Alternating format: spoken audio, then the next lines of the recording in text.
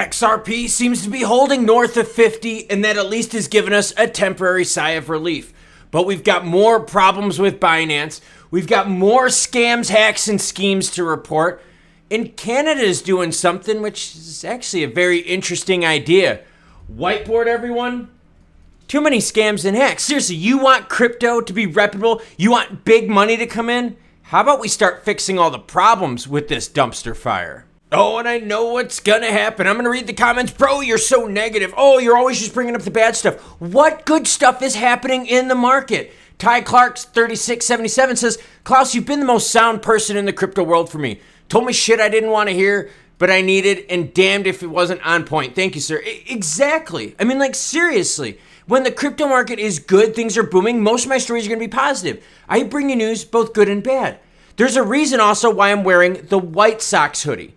They lost yesterday, 14-1. I'm a huge fan, but you know what? Their coaches suck, their players suck. So you know what I'm saying? I'm demanding change. Get rid of the coaches, get rid of the shitty players. Let's rebuild and make this better. And that's what I'm saying about crypto and Web3. So when I say dumpster fire, all I have to do is point to this number here in the bottom. 67.71 billion hacks, scams, and scheme in the industry. You want big money to come in? We gotta fix this shit. It's really that bad. Bitcoin sitting at 25,982, under 26. It might be tugging the rest of the market with it later today. ETH 1664. XRP highlight a show sitting at 50.5. We're above 50. That's good. While XLM is knocking on the door of 12 cents. Binance troubles escalate. Checkout.com cuts ties, citing AML concerns. According to a recent report by Forbes, Checkout.com, the London-based credit card processing company, has terminated its contract with the largest crypto exchange in the world. Again, rails, right? I mean, that's kind of one thing. If they're looking at this, they're like, rails. You need rails to get into crypto, right? You need cash to get into crypto. You just can't trade your bike in for crypto. See what I'm saying? Cash, rails. The decision was conveyed through a series of letters sent by Checkout CEO Guillaume Poussaz on August 9th and 11th. The letters reference reports of regulatory actions and orders in relevant jurisdictions and requirers from partners. The second letter, sent 2 days after, highlighted additional concerns related to Binance's anti-money laundering, sanctions, and compliance controls. The termination of the contract became effective August 17th. Your largest exchange out there is constantly in trouble. Now, you're going to have people out there, mega maxi, saying, oh, but Binance is fine, it's all FUD. No. They're obviously doing shit wrong if, like, every country out there is able to take shots at them. And seriously, remember the White Sox hoodie. And remember the fact that they lost yesterday 14-1. They hung their starting pitcher out to dry, who gave up 9 runs, and they didn't yank him out of the game. You saw within the first few batters he didn't have it. It's my problem. We need to fix this industry. The way to fix it starts at the top. Get rid of the coaches. Some of the coaches of your favorite teams out there aren't doing shit, are they? Canada to create a central repository for seized NFTs and digital currencies. This is interesting. The Royal Canadian Mounted Police requires the ability to safely and securely store digital assets that have been seized and retained under their eventual disposition at the conclusion of any legal proceedings. Per the tender notice, the RCMP is eyeing the creation of a central repository solution while looking out for several key features. First, the proposed solution would be able to process transactions from the leading 20 blockchain technologies by market cap and support NFTs. Law agencies places a premium on highly scalable systems, stating that solutions will be able to onboard new blockchains in the future. Regarding the user interface, the repository is expected to automate wallet recovery, generate cases using police file numbers, and provide automated notifications and any transfers. That's interesting because now governments are like, yo, we got to find ways to secure the stuff that we are seizing, through all these crimes and so forth. But now won't those wallets and chains and all that be targets for hacks, scams, and schemes? What does that whiteboard say behind me? Too many scams and hacks. Seriously, you want big money to come into crypto? You got to fix this shit. So stop looking at me. Stop typing in the comments going, oh, bro, you're negative. No, bro. How about you tell your CEOs out there, how you tell your CFOs, CLOs, CTOs, whatever the fuck you want to call them, fix the shit. You fix the shit, more money will come in. But no, you're right. Big money wants to come in somewhere where all I have to do is keep scrolling about, this rug pull. Prime Trust files for bankruptcy. Rocket Swap exploited. Tsunami Protocol exploited. Bittrex settles with SEC. Spirit Swap shut down after multi-chain collapse. Multiple wallets compromised. What big money is going to get into this mess right now? And you're seeing none of your leaders of the industry out there address this publicly. They're all like, well, this is open chain technology, so people are able to do whatever they want with it. Way to fucking hide behind open source technology. This is a joke. Total joke. Most of these CEOs got to get the fuck out. They're losers. Oh, 3 scams. 1 week. Optimism and base beset by hacks and rugs. Today, Exactly Protocol, DeFi lender and Optimism, lost 12 million. What if it was your crypto? We actually had someone in the viewing audience that lost about 5,000 ETH, told us about it on a live stream a few weeks ago. Yes, some of you are affected by this. Rocket Swap, the second largest DEX on Coinbase's base, was also hacked. Yeah, there you go, another open source one there.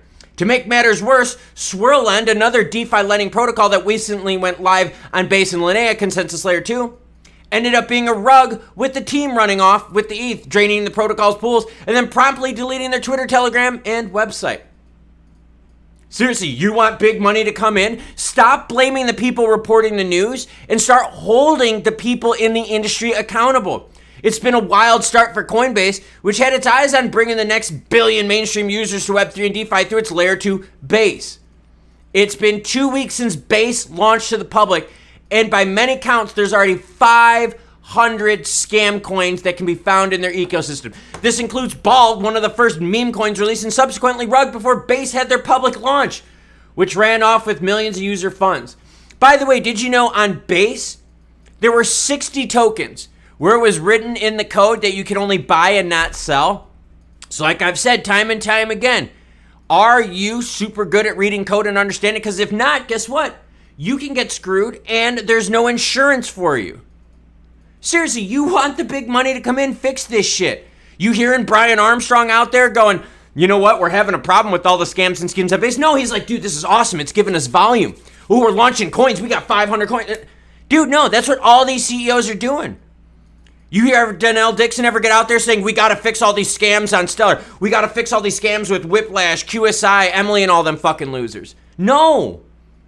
These people are hiding behind this open source bullshit. Meanwhile, people are getting destroyed rug, and the big money that you want, that you need to help pump this market back up ain't coming in because they're like, yo, we don't want to lose our money. And since there's no FDIC insurance or any equivalent in the crypto industry, they're like, yo, girlfriend, we're staying away from this dumpster fire. Good news is XRP is holding above 50. Now, you can see it's flat as could be, right? I mean, we went from holy crap action when this first happened, right? When the dump happened, to now sideways. Now, a lot of people are pointing at the dump saying, hey, Evergrande, along with Elon Musk dumping his Bitcoin holdings. Okay? Whether those two situations caused it or not, we're still experiencing a big problem. The Torres dip, completely erased. Now it looks like we're going to be going in pre-Torres price action. And you know what? It's probably not going to get any better because every damn day you're seeing more of these things. Every day you're reading about all this stuff. 100 Finance shuts down after hacks. Scammers target victims of Web3 with job search boards. Cypher Protocol exploited for $1 million. StepFi exploited for over $1 million. WorldCoin warehouse raided by authorities. I mean, like, this is just too rampant. So maxis out there that are watching, how about you stop blaming the people reporting the news and you start holding the people actually accountable? The coaches, the CEOs, the CFOs, the CTOs, and the CLOs. Hold these leaders accountable and don't let them hide behind this. Well, this is open source, so anyone could post on it. You created the technology. You are responsible for it. Prove me wrong in the comments below. And I already know what the comments are going to say. Oh, bro, you're so negative. Oh, why are you hating on crypto? I'm not. I love it. I've been reporting on this and spending the majority of my life researching and bringing you articles over the last several years. But like I said, if your team sucks and you're a true fan, you can call out your team, not to call them out to rub dirt in their face, but to call them out so they make changes so that they improve. So maxis out there, how about you start pointing fingers at the right people, the leaders that aren't doing shit about this problem? Seriously, tell me anytime you've ever heard any of these leaders talk about how bad the scams, hacks, and schemes are. No, they don't talk about it. In fact, they use the volume from this to report on their quarterly reports. How low would the volume be on all of our favorite chains out there if we extrapolated or excluded all the scam schemes on there?